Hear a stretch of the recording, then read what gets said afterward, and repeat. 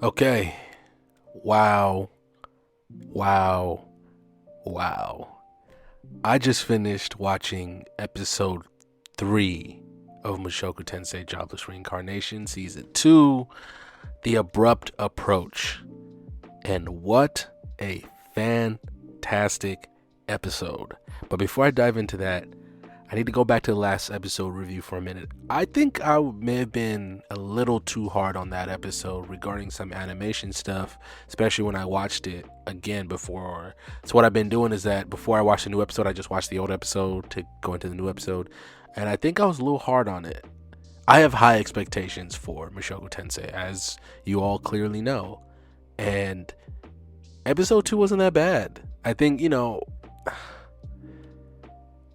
maybe because of how Mushoku Tensei looks, like the animation style that Studio Bind is using, I think I was just being too hard and too reactionary, especially going to the subreddit in particular, Mushoku Tensei subreddit, and seeing how fans have reacted to that episode. And I think a lot of people were like overreacting, so to speak. I'm still kind of mad that it seems like they're rushing Light Novel 7 because fans, at least from what I've seen in the subreddit, fans are split. Some people could lose Light Novel 7 altogether, and there are fans who wholeheartedly support it. I'm obviously in the section of that supports Light Novel 7, because it starts Rudius on the path to recovery after Eris leaves him. Because if you just take Light Novel 7 out, all of a sudden he's at the academy, and you're like, is he? What happened? How did he get here? And I get that. I think people just have to read that light novel to get what I'm going through. Like, but honestly, you have to read the story because it's amazing, and this episode truly proved it. But let's dive right on into the episode. The episode was great character-wise, with barely any action shots or anything like that. You've seen everything that makes Mushoku Tensei great, and the whole gamut of emotions. Starting at the beginning of the episode, where you learn that Rudius has been, ever since the counter arrow lost its healer. I can't remember the guy's name, but I gotta pour one out for him. Rudius he just slotted right into that party, and he's been working with them damn near exclusively, and you just love to see it. Like, it was fantastic. It was fantastic watching Rudius be happy again. He's found a group of people that he definitely vibes with, and maybe they could like roll with him for a while, right? And then you notice that his relationship with Sarah is progressing nicely, and it's like I had the biggest grin on my face watching him and Sarah. Like, he's like you like when I read the light novel, I was like, I had this fucking grin on my face. Like, he's moving on, and he found somebody that, in all honesty, and especially at this moment in the story, Sarah's better than Eris. She just is. She reminds him of him, but she's more mature. She has her tsundere qualities pretty well done, that she's just not gonna beat Rudius's ass all the time. And I get that it's different because we first met Eris when she was a kid, but if Rudius never enters her life, besides the fact that Eris probably dies in the teleportation incident, she's maybe the worst of the worst spoiled child brat we will ever see. Right? Eris really fucking hurt Rudius, but I'm gonna get into that later. Okay, so of course Sarah does the one thing I haven't seen a tsundere do in a long time. She asked the dude out. She asked him out on the pretend let's go daggers, and you get this fucking great slice of life sequence where they're shopping and they're fucking eating and they're looking for daggers. It fucking hit every single note. The music, the animation, watching Sarah and them, it was great. It was great. So obviously, what made this episode great is that it shows that nothing in Mushoku Tensei is done without a purpose. Okay, Rudius went on that date, right? And it's kind of like lulling you into that false insecurity, like how ReZero does. By the way, I got to talk about the ReZero fans later, but we'll get to that. How ReZero does, we're like, okay, Subaru finally figured this thing out. and then he gets punched in the gut at the end of the fucking episode. That's what happened to him. Where I'm like, oh my god, it's like my brain forgot because I was so enwrapped in the episode. Like, oh my god, they're gonna do it. You know, they're like, it's gonna happen, but it shows that Rudius hasn't really confronted the feelings from when Eris left him. Okay, sure, he's found a way to pick himself up and just be like himself, but that doesn't mean just because he's able to socialize again, he's able to do all these things, that he's not healed. And it comes out at the worst time. Sarah's down. She's like, bet it up. I'm down. Let's do this. They're in his room. Clothes are coming off. It's about to happen. But Rudius can't get it up. Rudius just cannot get it up. He literally has erectile dysfunction. No other anime that I have come across has ever used erectile dysfunction at all.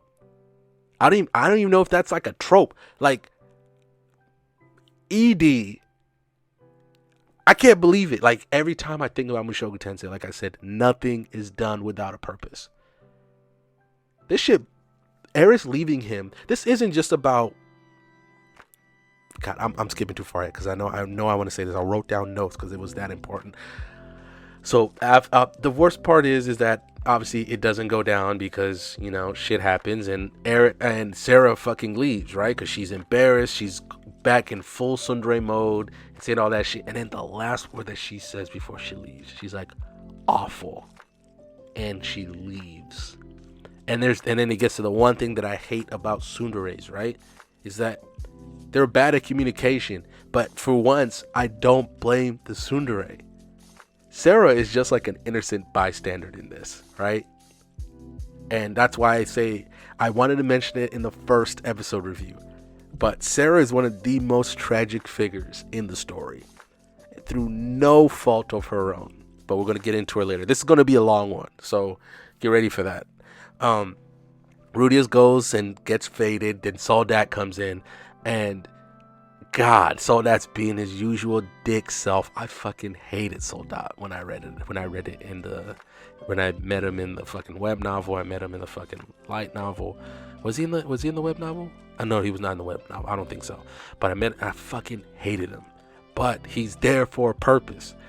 Above everything else that Rudius really needed, he needed someone to talk to. You know, he needed someone to just kind of unload everything on. And when Soldat comes in and talks his shit, Rudius finally fucking snaps. And just lets it out, punches Soldat a few times. Soldat realized he fucked up because even his boys said, hey man, you've been going a little too hard at him. Now look at you. Obviously, Soldat was never in any danger. Nobody's ever fucking... Rudius is not beating most people in a fucking fist fight. You know, he's a mage. That's what's going on. But Soldat finally realizes, and then he just bros out with Rudius for the rest of the episode. It does the one thing, like, bro's like, damn, you can't get it up? Let's get some bitches. That was his answer. Let's get some bitches. So they're gonna meet some ladies of the night. And the thing is, obviously, Rudius still suffers from ED, so nothing can happen. But what I noticed, at least what the anime really got, he took him to a place where he wasn't judged. If you get what I mean. You know, these ladies of the night, they've seen this before, right? And it's like they can just talk about it without any judgment. It's not like he could go to the tavern where he met Counter Arrow, right?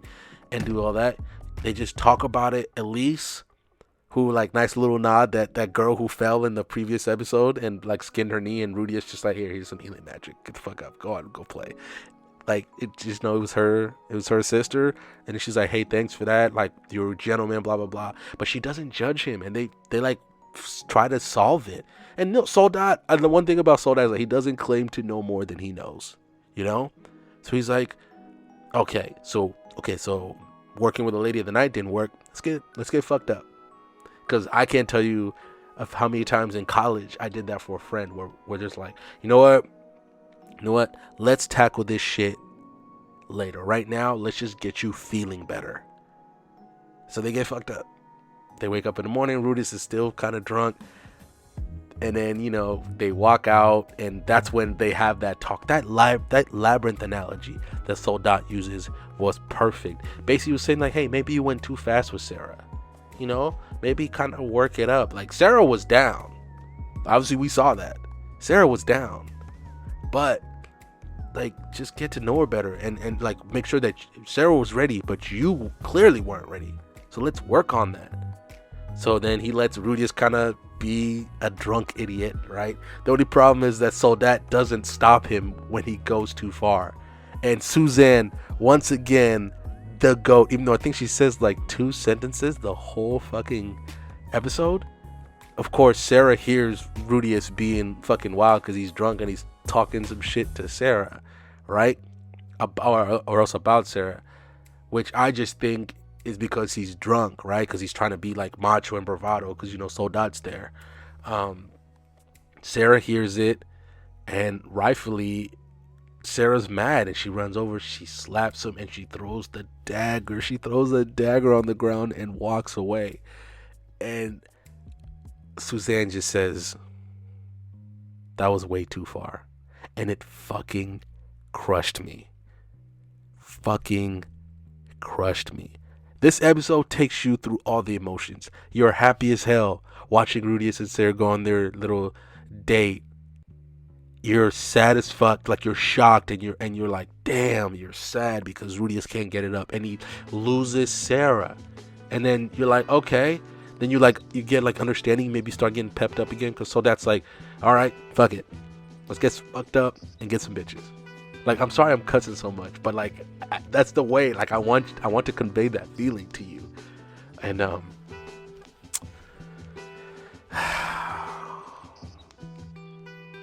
and then just watching it kind of be over for real. But then Soldat immediately offers like another solution. So they were gonna leave. Soldat's party's leaving where they were at, and they were gonna go to another dungeon.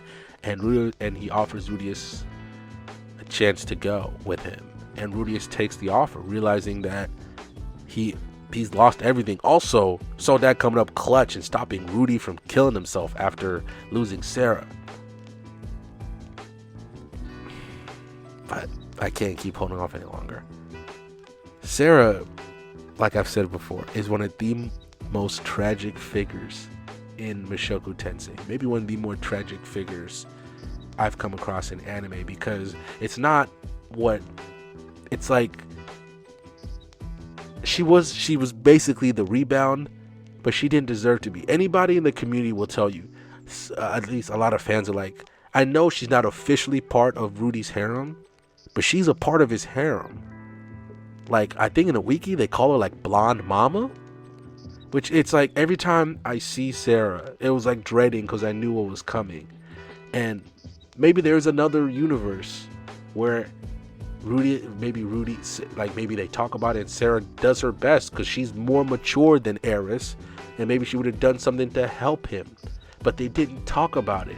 The craziest part was Suzanne comes up clutch off screen to get Sarah to come and talk about it, but Rudy fucks it up, and I blame Soldat because stop my boy from fuck, because he clearly saw them. Oh, god damn it. Like, you get everything that most other anime fuck it up about Tsundere. It's like Sarah was willing to talk. She was going to be understanding. She still clearly likes the guy. And then that look after she slaps him, and then she just holds her tears long enough to turn around and walk away. And then obviously it was not animated, but fucking she's crying. And next episode is gonna cement why she's so tragic. Why, in my opinion, she's so tragic. Because, I guess in a spoiler, they don't see each other for years after that. They don't see each other for years. Like I said, nothing in Mushoku Tensei happens without a reason. The fan service, the fact that Rudius carries Roxy's panties around and he worships it like he's a part of this religion. Like, I know it's crazy. It's anime stuff, that anime bullshit that we get in every single anime, no matter how great or terrible it is. But it works here. Maybe because the author was actually thinking about using these things the right way, when we've seen in other anime they just fucking throw them around like tropes, like they go, we just throw them around. But everything has meaning, and that's what this episode showed me. Everything has meaning. That is the theme of this episode to me. Now Rudius is leaving, and Suzanne is, god damn it, I know I've glazed Suzanne as much as I can, but god damn it, she was great. And we only saw her in what, 2 scenes? You know, they do the kampai thing in the beginning when they celebrate probably another successful quest, and then when she watches Rudius and Sarah flirt, and she's just like, huh? And then the fucking line, she's like, you went too far, or that was too far. Fucking crushed me, man. Suzanne's great. She's great. And a lot of people say Light Novel 7 doesn't really matter. It does. It does for Rudy's character. And giving us a great set of characters that I get that they're only in 1 volume. And sure, they'll make a cameo later in the story if they follow the light novel. But they're important. I want every Mushoku Tensei fan to answer this question. How would Rudy's life go if Counter Arrow did not pop up in his life? If maybe Counter Arrow decides to stay in the Sora longer and they never go up north. How different would Rudy's life be?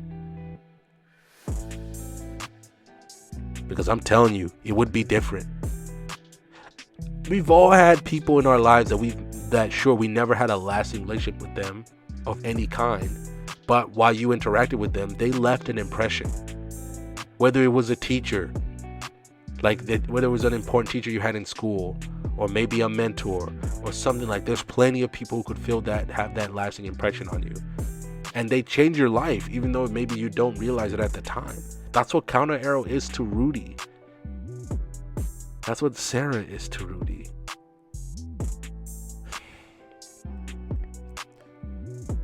I want, and I wish that Sarah could get the happy ending that she deserves. In the story, you see her start the journey to get what she deserves. But I'm the fucking guy who hates harems. Yet I'm like, find a fucking way to put Sarah in the harem. She'd fucking fit. They'd have a whole ass fucking party. Maybe too many magicians, right? Because, Roxy, Sylphie, and Rudy are magicians, which leaves Eris as the only frontline fighter. But fuck it, bro. Because Sarah would be the rogue person, but put her in the fucking harem, for real. Because Sarah deserves to be happy, and she could have been happy with Rudius. But that's just how great the author writes. That's how great Mushoku Tensei is. Sarah is better than a lot of isekai female main characters. She is. But you just get a sprinkle of her. And the anime did her right. Yeah, you're not supposed to like her in the beginning because she just talks shit to Rudy because she's a fucking tsundere, and that's what they do. Sometimes they beat your ass too, and sometimes they just talk bad because they don't know how to communicate. Actually, you know what? They all don't know how to communicate. But the best tsundere characters just know how to do it. And Sarah was maybe one of the more aggressive because she's like, fuck it, man, let's go to your room. Let's knock this thing out. When there is a breakdown in communication, she was willing to talk about it. Sure, she needs some encouragement. Which person doesn't? Fuck, Chizuru's still fucking doing an investigation for my Rent a Girlfriend fans. I got a fucking rant about that, by the way. I keep making it. It's like 30 minutes. But that's a whole nother video. Anyway, this episode was fantastic. Some of the best characters. Some of the best character direction development that you'll see. Or I don't know what the right word is. Okay, I don't know what the right word is. But it was fantastic. And not one fight scene. One pseudo fight scene in the entire episode.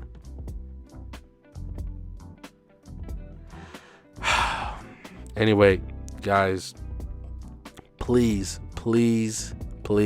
please, there's one thing I want to take away from you, is that from this episode clearly shows that everything Mushoku Tensei does means something.